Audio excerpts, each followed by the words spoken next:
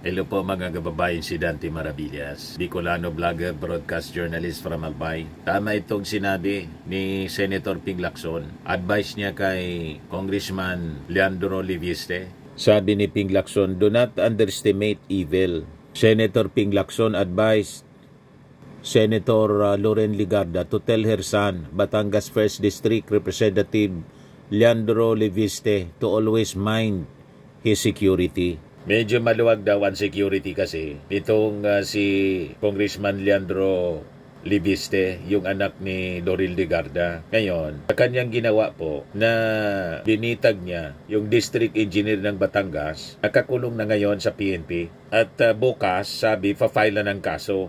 Kaya lang bukas yata, baka Wednesday na ma-file na ng kaso. Kasi dineclare ng ating Pangulong Bongbong Marcos na walang pasok bukas. Unahin ko muna pala sa inyo to kasi importante to. Walang pasok mula sa Presidential Communications Office. Lahat ng antas sa pampubliko at paaralan, pribadong paaralan, pati mga tanggapan ng pamalaan. Walang pasok dahil sa masamang panahon. Ay hindi man kasama yung Batangas. Ito yung mga areas na walang pasok. Metro Manila, Aurora, Quezon, Rizal, Laguna, Camarines Norte, Camarines Sur, Albay, Sorsogon, Catanduanes, Masbate, Northern Samar, Eastern Samar, Leyte, Southern Leyte. Pinapayuhan ng lahat na mag-ingat, iwasan ang mga mapanganib na lugar at manatiling nakatutok sa mga opisyal na abiso ng pamalaan. Dinisiminate na rin ito ni DILG Secretary John Vic Rimulya. Yan mga abangers. Ayon sa Pag-asa, hassle ang panahon bukas. 4 na araw na kayong pahinga, dagdag pa ng isa. O ayan, serious na ang dating ko, no joke talaga. Keep safe everyone. Pinagalit kasi siya ng style ng kanyang mga announcement. Yung previous na nagkaroon ng habagat, mga pagbaha, alit yung mga DDS.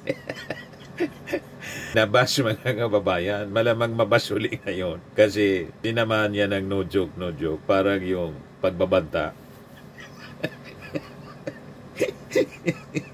Pagbabanta sa ating Pangulo. Ayun nga galit na naman yung mga netizens. Sounds funny but no joke. Mukhang nakainom lang. Asan po ang memo? Ebing typhoon is already a joke only in the Philippines. Sabi ni Dayanara, joke time, mag-announce parang iwan. Ito yung latest na announcement ni Secretary John Vic. Mga abangers, ang lalakas ninyong magdasal. Nag-update ang Pag-asa. Bukas damay na ang mga sumusunod. Bulacan, Nueva Ecija, Pampanga, Batangas, Cavite. No joke. No joke. Sabi ni Rose, nananadya ka na, Secretary, ha? Sige. Ganyanan, abanger talaga. Napipigo na yung mga netizens. Binabas palagi si John Vic Rimulya ng mga abangers announcement niya. Anyway, balikan natin yung kay Ping Lacson. Nag-advise kay Loren Ligarda. Mag-iingat yung kanyang ang kanyang anak baka paginitan. Siguradong may nagpaplano ng masama, mga kababayan. He has to increase his security. Pero hindi naman yung katulad kay Sara Duterte 350 bodyguards. Di ba? Sobra naman yun. Wala pa yung ginagawa, Yan si Sara. Yung ating Pangulo, busy kahit linggo kahapon, nasa pag-inspeksyon doon sa Benguet. Nag-inspeksyon ng proyekto, PBBM and Mayor Magalong. Nag-inspeksyon ng buhok kung may kuto, Sara Duterte, Carpio in Paris. Useless talaga, parang yung project na in-implement doon sa Benguet. Yung Rocknet, na 75% yung kickback, saka yung rock shed. Useless, sabi ng ating Pangulo.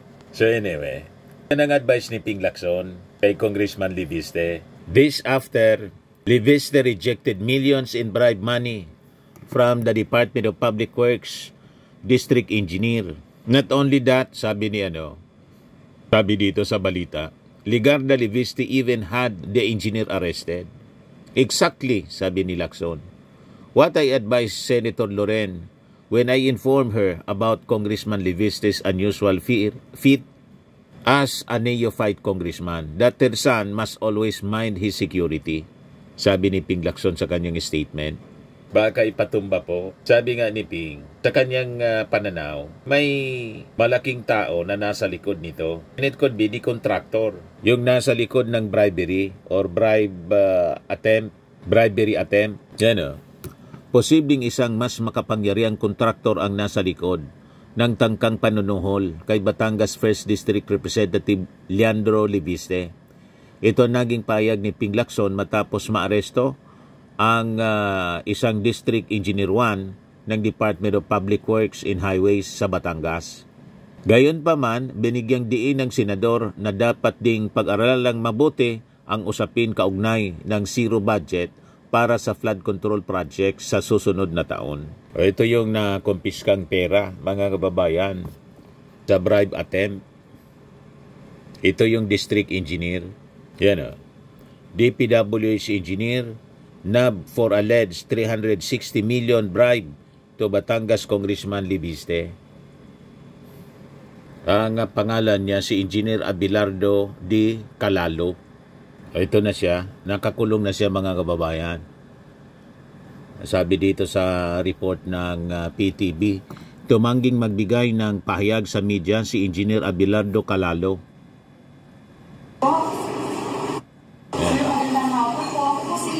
Ang naarestong engineer. Sir, lumabas na po kasi sa balita yung update po dun sa nangyari. Baka pwede pong bakunan kayo ng panig kung may gusto lang po kayo iparating sa publiko.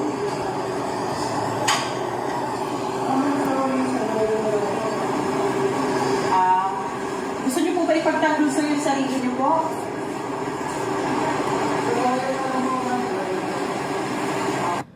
So, nakakulong siya. Ito yung mga iniimbestiga kasi na mga defective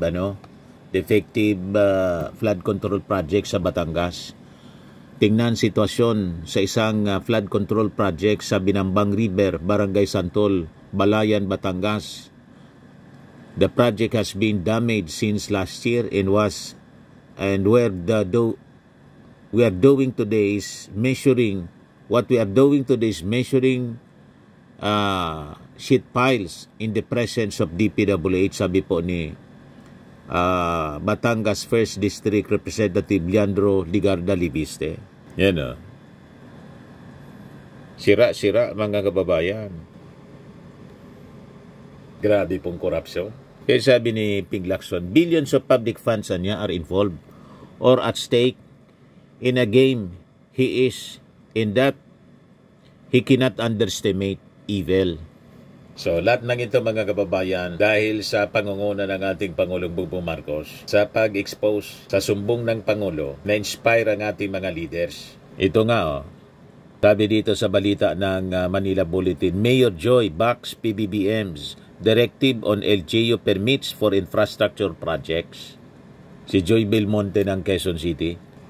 Sabi ni Mayor Joy Belmonte, ito ang directive ng ating Pangulo is a vital step in ensuring that every government initiative is responsive to the needs, priorities, and safety of our citizens.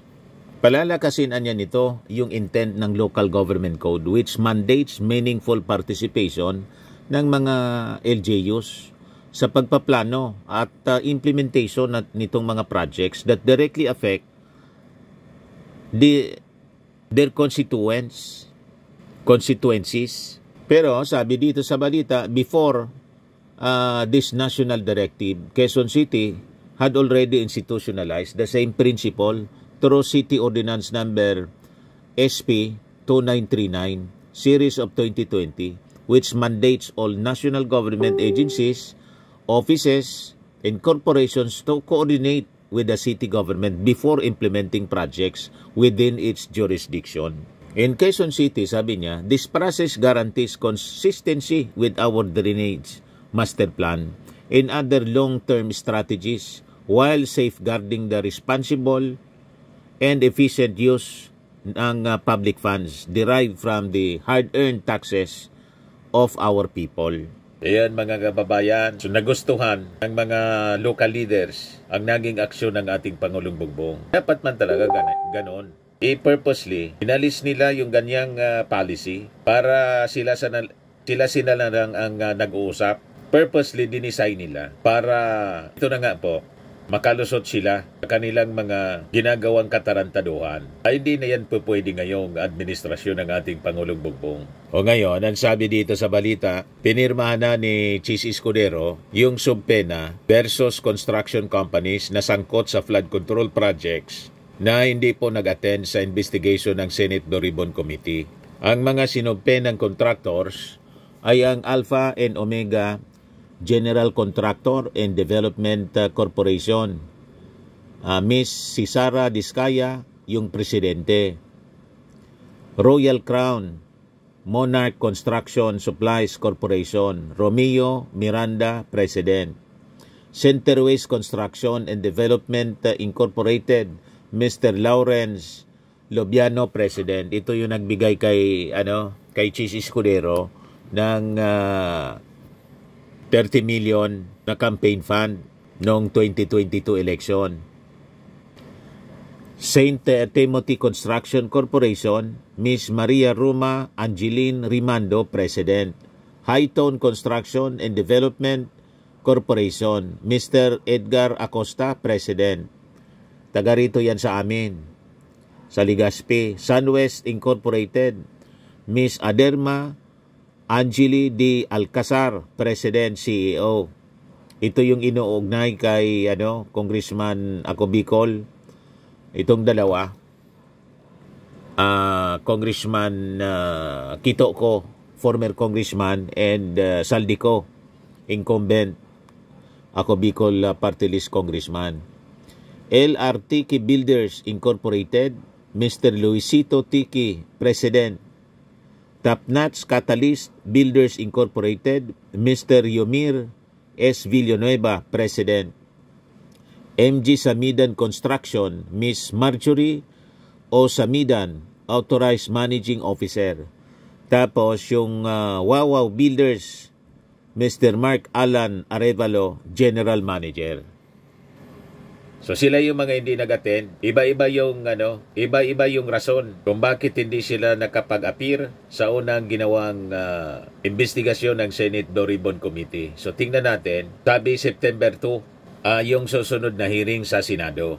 Ngayon, si Jingo Estrada nag-warning that he will push for the arrest of the contractors if they fail to appear again and offer unacceptable excuses for their absence.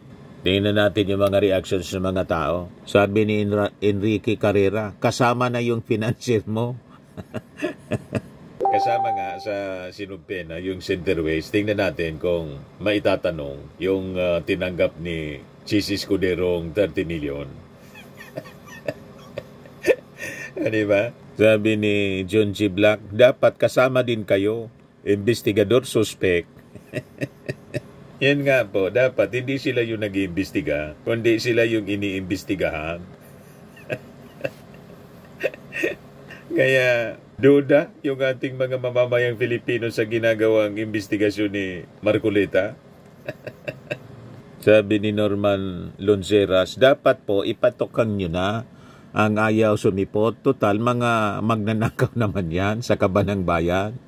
Sabi ni Renata Lagonzad Adona, lahat kayo imbestigahan, hindi kayo mag-imbestiga. Sabi ni Helen Nagrampasisyo, focus lang gagawing investigasyon ng mga bulaang senador na yan. Sabi ni Tito Siamri Torres, same kay Napolis yan, Napolis at ang kontraktor lang mapaparusahan. Yung mga senador, mga kababayan, nakalabas, si Napolis nakakulong. Yung 12 billion pork barrel scam, may mga nakulong man. Si Enrile, si Jinggoy, si Bong Revilla, gaya lang lahat nakalabas. Si Napolis po nakakulong. Yan ang masaklap, mga kababayan, ginamit lang si Napolis. Siya ngayon yung nakakulong, kawawa naman. Ano po? Sabi ni Emerita, ikaw di ka kasali. Sabi ni Abrin, walang pag-asa ang Pilipinas na umangat, na pag-iwanan na tayo ng mga kapitbansa natin. Dahil sa kalokohan nyo, niluloko nyo mga mamamayang Pilipino, sa impyerno na lang kayo babawian. Sabi ni Romar, ituro sana kalakaran at kung sino ang lahat ng tumanggap na politiko. Sigurado lahat ng tumanggap kaparihas ng ginagawa sa congressman ng Batangas. Dahil wala naman tao tatanggap ng cheque na siya pang magwi-withdraw, lalo na lagay mabibisto. Sabi ni Jun Bartolome, isama mo sarili mo keso. Sabi ni Toy Torres, dapat kayo hindi mga kontraktor, pasimuno kayo, kumita kayo dyan. Sabi ni Linuel Santiago, niloloko nyo lang taong bayan. Sabi ni Ezekiel Ladlad, siguraduhin lang na walang sasantuin, ikulong ang may sala at huwag bigyan ng pagkakataon.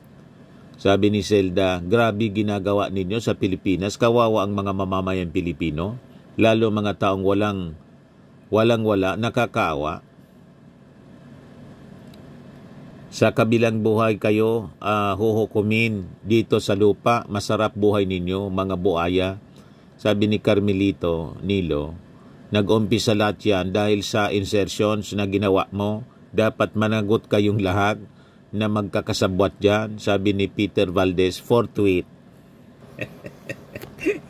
Wala man lang pumabor, mga kababayan, kay Chis Escudero, galit ang mga mamamayang Pilipino, nasira yung Senado po.